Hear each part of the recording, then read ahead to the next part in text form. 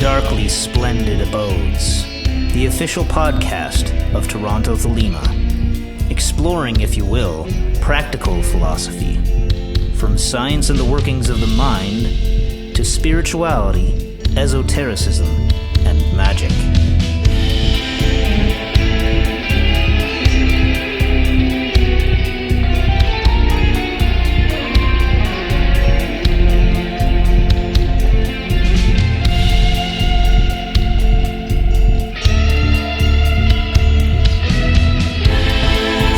Down, dipping my wings, I came to the darkly splendid abodes. The Holy Books of Thelema contain poetic passages that can seem at times sublime or obscure, opulent or opaque. While memorization can seal the text of such books up into one's blood, the practice of reading passages aloud in a ceremonial fashion can add a new level of interaction with these writings.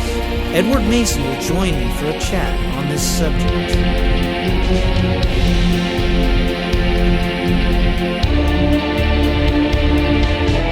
Do what thou wilt shall be the whole of the law.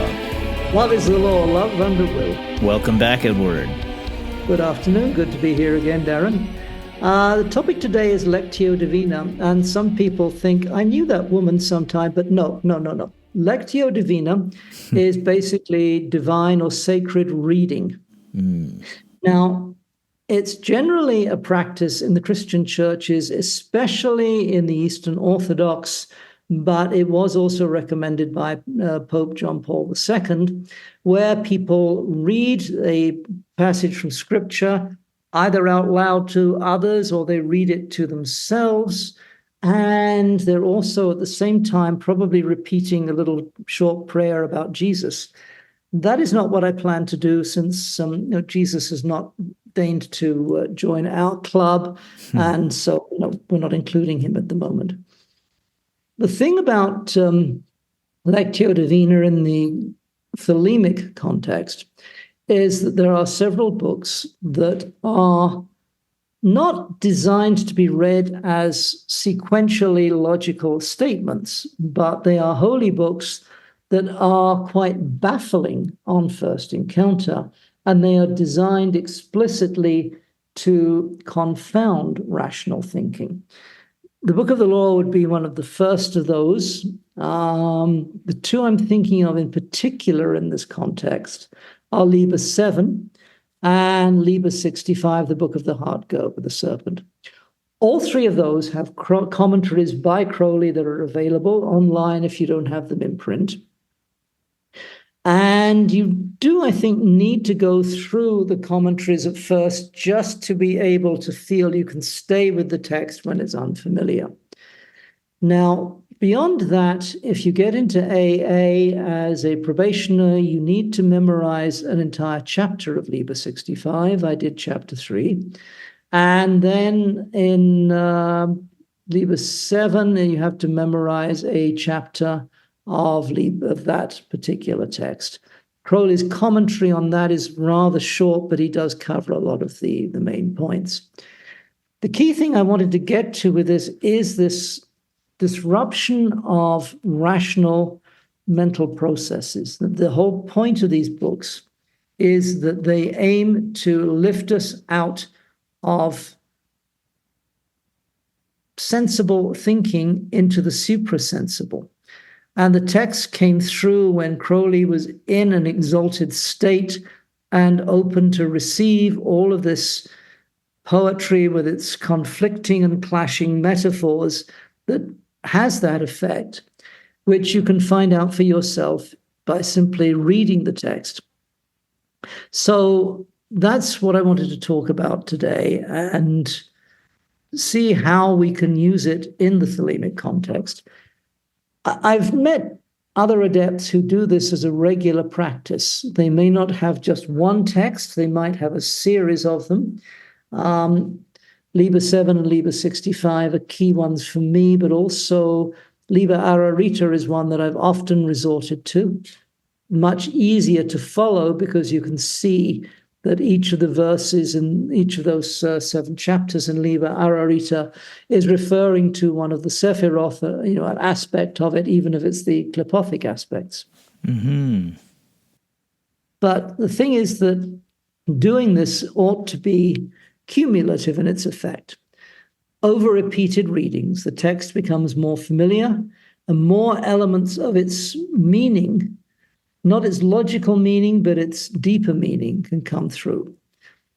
I find doing one text all the time can become monotonous. There are times when I think I can't take any more Liber 65 this month, and I'll switch to one of my others. But I come back to Liber 65 especially and repeatedly. It's like dropping in to see an old friend, even if I know that he's going to tell me all the same old stories he always tells me. It's something that I know and trust and tends to move my consciousness in particular directions.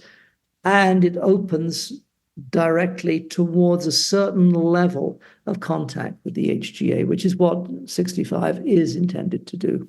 Mm-hmm.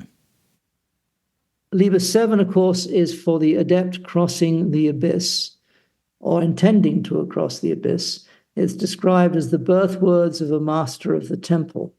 That's slightly beyond my current ambitions, but it is still, a highly and lucidly suggestive text and helpfully baffling. I mean that in the best sense, because it works against the fixed ideas I can settle on at times without really noticing that I've chosen to settle on them. Also, where the elemental symbolism in Liber 65 is relatively clear from most of the imagery, the planetary sequence of Liber 7 is less obvious to me. I had to read the description to believe that it was referring to this sequence of Mars, Saturn, Jupiter, Sol, Mercury, Luna, and Venus. I've not seen anywhere an official explanation of why that is the sequence, but if you think of Mars and Venus being the first and the last chapters, they are paired opposites. They have flashing sephirothic colors, red and green, and in mythology, they're also illicit lovers. Jupiter and Mercury, likewise, the second and the fourth verses are paired. They're flashing colors of violet and orange, and the eighth path of Hod has no root where it can abide except in the hidden chambers of majesty. That's from the 32 paths of wisdom. In Hebrew, majesty is Gedula, which is a secondary name for Chesed. That leaves Saturn, which is Bina, and is black or dark indigo, and Luna, the Hebrew name of which, the moon, means Levana or whiteness. So you've got another complementary pair there. Sol in the middle is the core of selfhood, and especially of adept selfhood. It's the thing that most has to be dissolved or repositioned, we might say, by the passage through the abyss. It's the adept who has passed to the city of the pyramids, who is uttering these birth words that constitute Liber 7. Yeah, I find, if I recall correctly, it sounded like from Crowley's commentaries, which are more like just maybe notes that he added in the margins or something like that. It seemed like he might have even had a little bit of second guessing as far as the planetary attributions in some places and that sort of thing. I think it was in maybe the chapter 4 on the sun, where I think it goes into some mercurial kind of imagery towards the end of it. Some fishy kind of... I once tried to figure out the attributions without having read the actual list that was in the front of my copy of the Holy Books, and I came up with a completely different selection of things based on the first 2 or 3 verses of each chapter. And I was rather surprised at what he'd stated was represented there. Mm-hmm. But perhaps it's not so much a depiction of Mars, Saturn, Jupiter, Sol, Mercury, Luna, and Venus, so much as a picture of what happens in their dissolution when other things begin to emerge from the psyche. Mm-hmm. So it's the opposite of what you would anticipate when you look at it in a superficial way. Yeah, the some of the imagery is very kind of, and there's a lot of cross pollination or something like that going on too. I think in Liber 65 as well, where it's like it's not as cut and dry as being just one placement on the tree, and even maybe like you can see, I think. What's his nuts? Guy who wrote the. I'm not going to get it right now. I'm going to completely blank. But the head of the AA that's aligned with the OTO and all that stuff. Gunther. Yeah, Gunther. I think he thinks of the. He suggested that the capitalizations where you don't expect capitalizations within the text are alluding to things or ideas above the abyss. Whereas, if it's lowercase, then it's kind of below the abyss and that sort of thing. So there's an interesting interplays between some of the wording in that respect. So it's kind of like you're seeing things echoing in different places on the tree, even while you might be seeing things from a particular stance. Yes. I find his works interesting. I'm not entirely convinced by Daniel Gunther, not because I think he's wrong. I think he's right for Daniel Gunther, but I'm not sure that his insights are necessarily as applicable to all of the rest of us as his books tend to imply. He's somebody I think everyone should read if you're interested in Thelema, because it's yet another perspective. And I think he opens up the discussion, but you have to take his books in that sense. This is one master presenting what he's come to understand rather than somebody who is declaring a new truth for everybody. Getting back to the idea of Lectio Divina, it's often referred to theologically. Christians have wonderful theological terms. They're not well known, but they should be. Hesychasm. It comes from a Greek word hesychia, meaning stillness or silence. Crowley is usually not, he says a lot of sarcastic things about mysticism. Yet he himself used Miguel de Molinos' work, which is, very quietist in its whole tone. It's why Molinos was shut away, imprisoned by the Inquisition. And in the Eastern Orthodox churches, the aim is theosis, which is divine union, mystical union, which is taken to occur out of watchfulness in a state of silence. Now, I have to wonder how much or what type of theosis is realized when you have completely stilled the will. It's very much the exemplification of the old aeon method of attainment. I'm not suggesting that we do that here, because I do Lectio Divina to stir up the mind and to suggest things, and thereby open my psyche to suggestions from within or above, not because I want to completely still everything. Memorization, as I mentioned, is there, and I think that's a particularly important aspect of Lectio Divina in the Thelemic context. You're actually meant to get that entire chapter there inside yourself. This is a particularly difficult practice, it seems, these days, when we've all spent years, if not decades, online, flipping from one thing to the next. And concentration needs to be developed to deal with a written text and then recite it. I think that means that it is a particularly helpful antidote to excessive digitalitis. It tends to focus the mind contemplatively. It's a form of yoga without being something that requires us to twist ourselves into awkward positions or over-regulate breathing.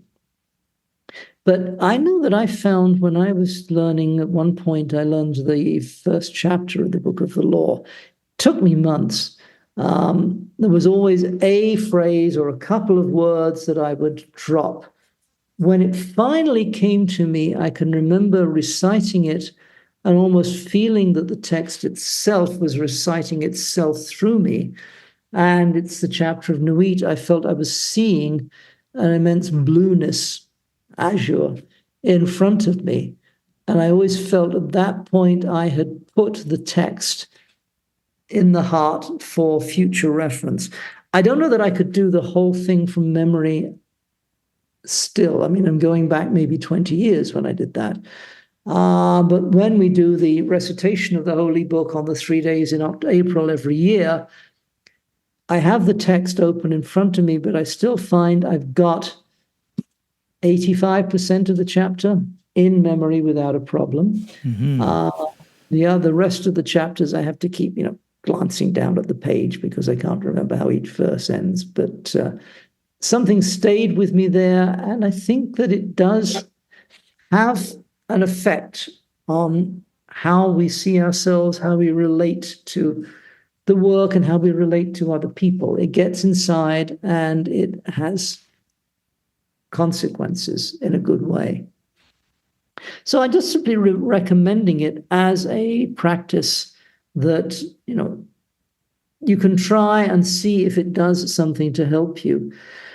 Partly, I think, in the Thelemic context with texts that don't make a lot of logical sense, it tends to open us to, move us away from strictly intellectual analysis. One of the things we do at first is try and figure out what exactly Crowley was telling us so that we have an intellectual concept. You can't really get very far with all of the stuff that he wrote without knowing, some kind of sketch map in your mind of where he was headed and how his own perceptions altered. But, I mean, going to my chapter of Liber 65, the third one, it opens, "Verily and amen, I passed through the deep sea, and by the rivers of running water that abound therein, and I came unto the land of no desire." Now, it doesn't say tides or currents of water. It says by the rivers of running water that abound therein. It's not it defies the laws of hydrostatics as they are taught in engineering courses, but it does make us consider a particular way of experiencing the element of water through its fluidity and motion that I don't think would be there if it simply referred to currents or tides. It throws the irrational mind off track each time I read that. It contradicts itself by using words that don't technically belong with each other. The next thing is you come to the land of no desire, wherein is a white unicorn with a silver collar. And he has engraved on that collar the phrase "Linea viridis girat universa." There is a green line that winds around the universe. Now, if you know your Golden Dawn system, you know that the unicorn is a symbol of Hod, the eighth Sephira, which is assigned to water in the Golden Dawn system. Why are unicorns? I mean, they are fanciful creatures. We don't ever see any in our zoos. I'm not aware of anyone saying, let's campaign to conserve the unicorns and record their genomes and stuff. The silver collar implies something man-made and the connection to human beings. The reason the unicorn is there in the water Sephira is that the single horn implies purity and unity of purpose. Unicorn horns were sold by apothecaries centuries ago as an antidote to poison or certain diseases. Or you could maybe at times buy rhinoceros horns, which are shorter, that had been hollowed out, and you could use them as drinking vessels. The point was that if you were scared of your enemies poisoning you, by using a rhinoceros horn, again identified with the unicorn, it would automatically neutralize any poison put into it. I wouldn't want to test that pharmacologically, but the idea's there, symbolically it is. So you're dealing with water symbols, but you're not dealing with absolutely logical watery symbols. There isn't a duck or a fish mentioned in this particular context. There is later on the passage that is pertaining to the Marquise de Brinvilliers, who was tortured with some sort of waterboarding thing where they forced water into her. Rather a dark image of water. You can overdo water. You can just get too soggy from it. Water, of course, is consciousness, so you're looking for other symbolism here that is plentiful throughout the chapter that consists of metaphors about consciousness and shifts in consciousness. Water is, of course, consistently one thing, but it keeps on moving and it swirls and has eddies and it has currents and it has rivulets within the overall flow of it. Metaphors in this book, in this chapter, pile on, sometimes in short sequences, or then you get to anecdotes about ibises and Persephone. There's no consistent line of reasoning like I'm trying to develop here. The text subverts that. But there's always symbolic meaning of the phrasing that somehow opens the mind to stuff behind and beyond symbolic reasoning. You start looking at the effect of the alchemical element of water and noticing that the text is having such an effect on you. Crowley himself, of course, was a poet. He was a very, I think, often over-conscious of what he was doing. Oh, I've got to create something in a particular style. Let me see what I can do. I'll show off. The Thelemic devotional literature is superior to any of his own efforts because it comes out of a place beyond Aleister Crowley trying to write poetry. That is the chief value to me, that it is something that no specific human being wrote down. In Liber 65, he himself constantly refers to himself as the scribe, who gets very upset with this ongoing discussion between his HGA and Adonai. And, hey, I'm excluded here. I have borne the inkhorn and the pen for ages, and, I didn't get paid anything. I demand some compensation from this. But he's very conscious of the human self being the end or lower end of a chain of beingness going all the way from Adonai and beyond, the inconceivable beyond of what's past the HGA, all the way down through the levels of consciousness to simply the ordinary man who is scribbling all this stuff down as fast as it comes to him. Now, when I practice Lectio Divina, I always read out loud. I find I need the sonorousness of the actual text, not just the meaning of the words. I'm reading the way I would if I'm reading a novel. I actually need to say it within my own temple, if I'm at home, and feel that the words have echoed in that particular designated sacred space that I use, so that it's like I'm putting the words into the aura, the atmosphere of that reserved niche of my home.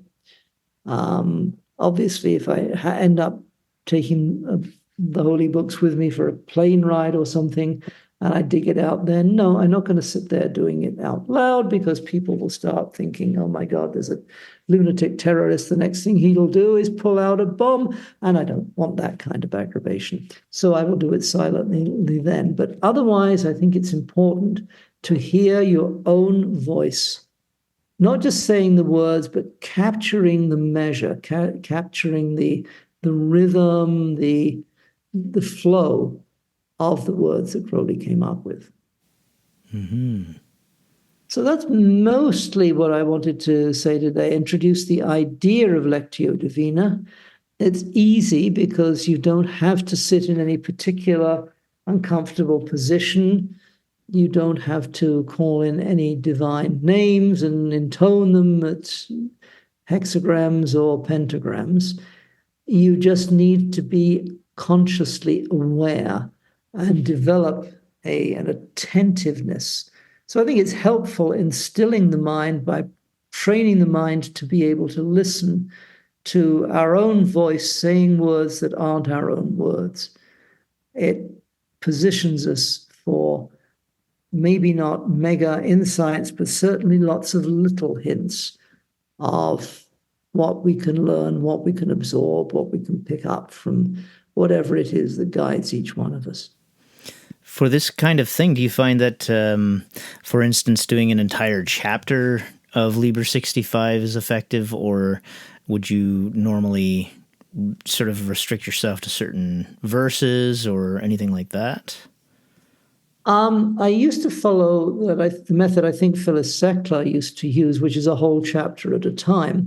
Then I started feeling that was a bit too much. I've just eaten a 65-course meal. And I started cutting the chapters in half. And at other times, I've cut them down to quarters. Logically, I suppose I should do 13 verses at a time because there's 5 lots of 13 in each chapter. That doesn't work out. I like to come to the end of a section when a particular series of statements is over and suddenly Aiwass has pushed Crowley towards a new set of imagery, a new set of symbols, a new set of concepts. So I've learned not to be absolutely hardcore about mathematical precision with this.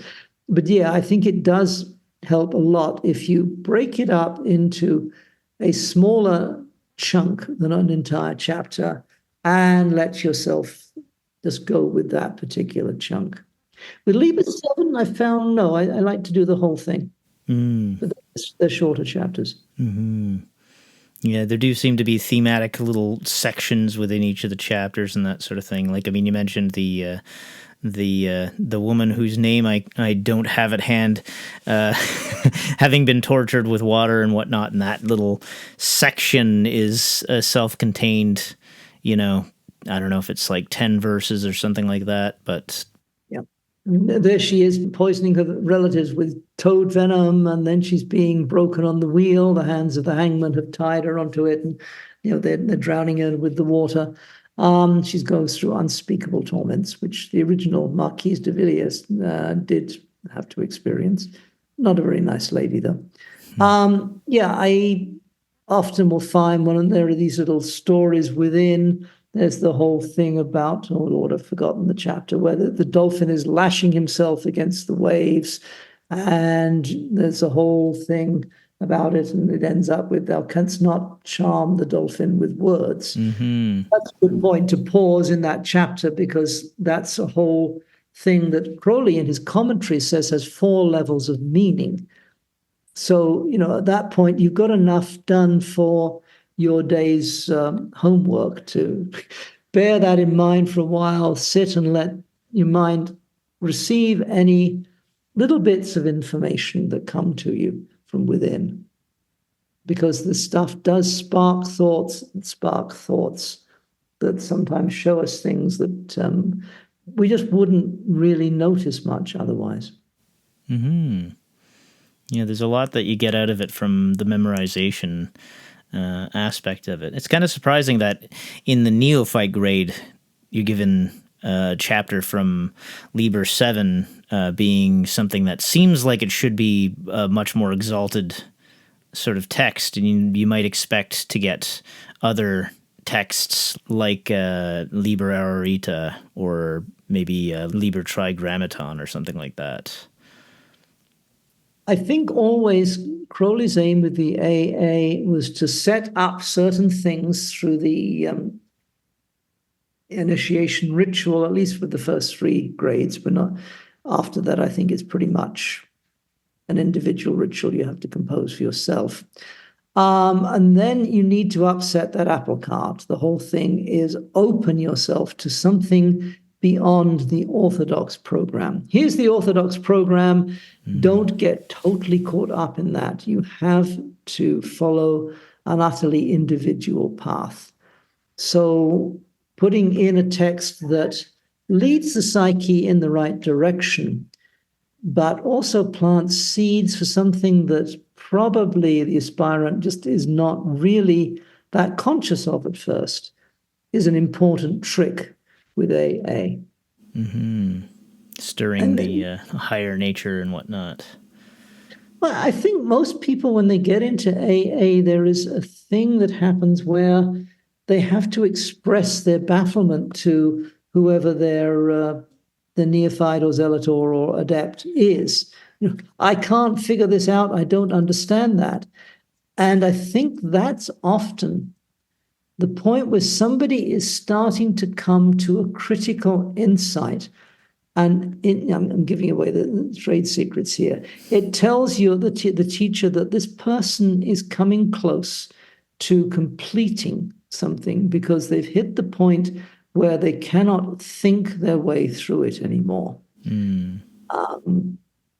I've often gotten too stuck in a formal program and needed to find a way out of that, which means that you have to think ungodly thoughts, think heretically, think outside of the heptagram, not outside the box as well, but especially outside the hexagram or heptagram.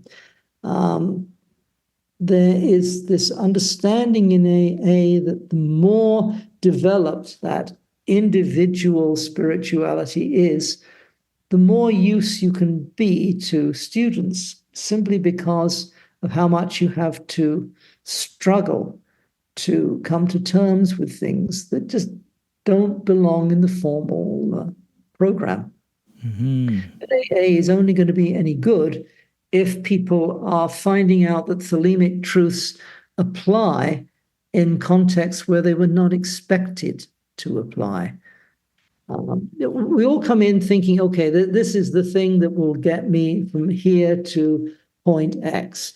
This is the thing that will illuminate me. And it's just odd, the number of diversions we have to go through.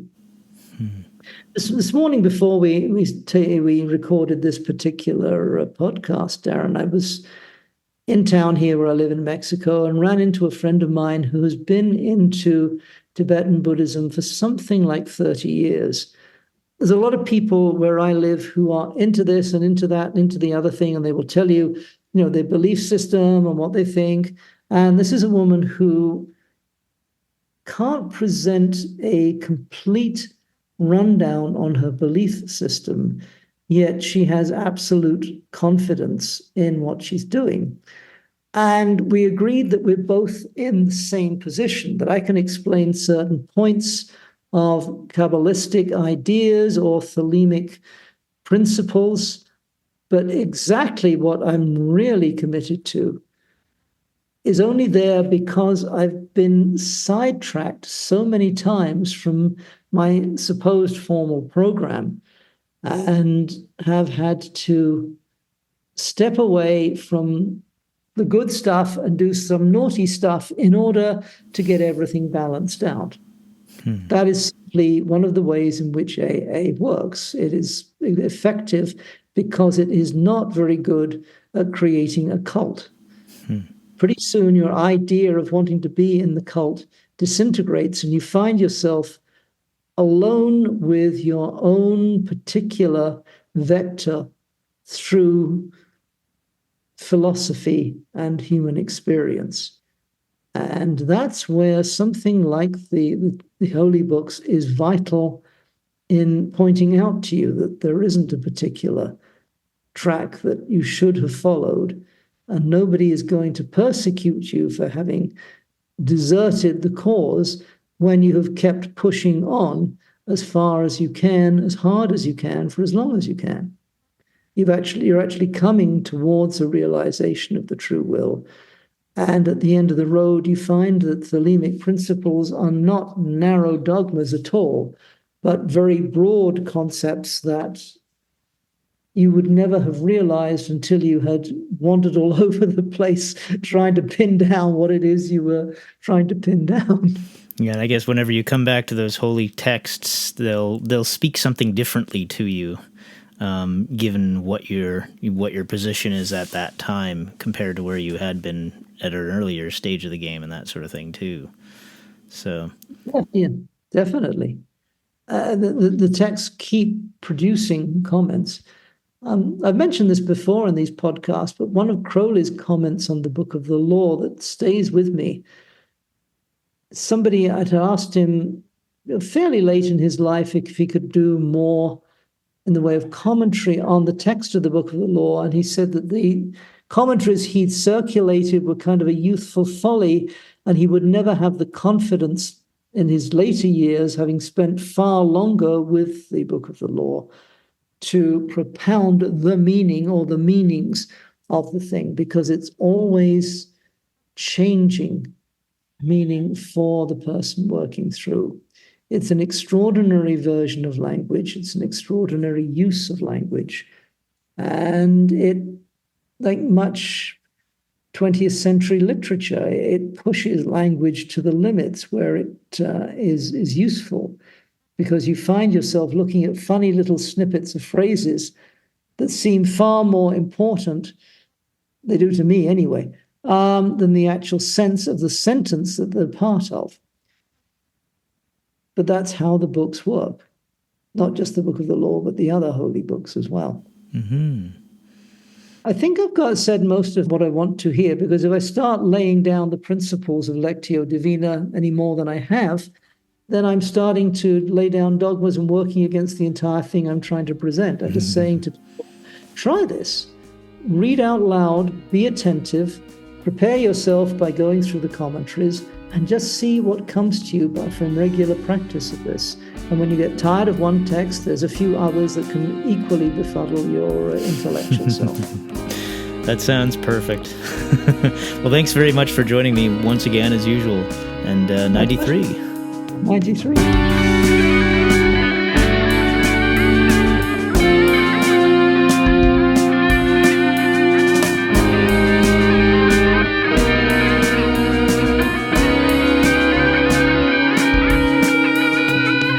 Thanks for listening. Look for Toronto Thelema on Instagram, Facebook, and YouTube. Watch for events in the city. And join us again in the darkly splendid abodes.